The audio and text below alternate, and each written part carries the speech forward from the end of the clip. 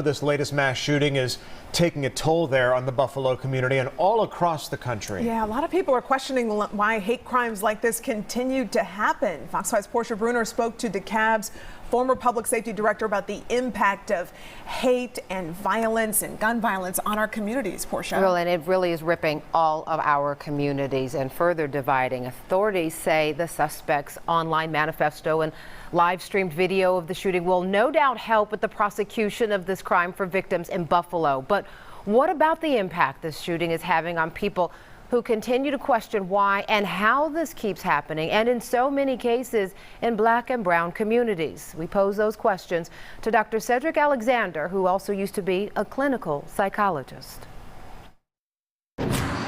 Hate and evilness cannot become a norm in our society. I think it speaks to a bigger issue in this country we need to address and we need to get ahead of as Americans, because we have seen these types of incidents before towards African Americans, towards Asians. The 18-year-old who police say drove hours from Pennsylvania to live stream the slaughter of Black customers in a Buffalo, New York grocery store Saturday further divided a wounded nation with one heinous act of hate.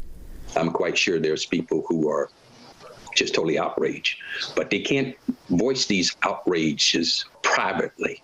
You have to voice these outrages publicly, and you have to be part of the discussion and the conversation and the movement, quite frankly, to fight against evil and hatred in this country. Going into a gun store, having the right to buy a gun, I shouldn't have been able to buy one, blah, blah, blah, blah, blah.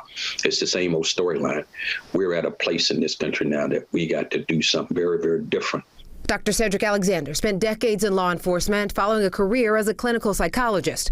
He says the violence inside this grocery store Saturday night should prompt Americans to revisit some candid conversations about hate speech, access to guns, and the impact of both on violence. I think once we start moving in the direction of some mental illness, we cannot dismiss nor excuse or minimize the fact that this person themselves were very planful, and they were full of a great deal of hate in order to carry out the acts that they did. Now, of course, this wasn't the only mass shooting over the weekend in the U.S.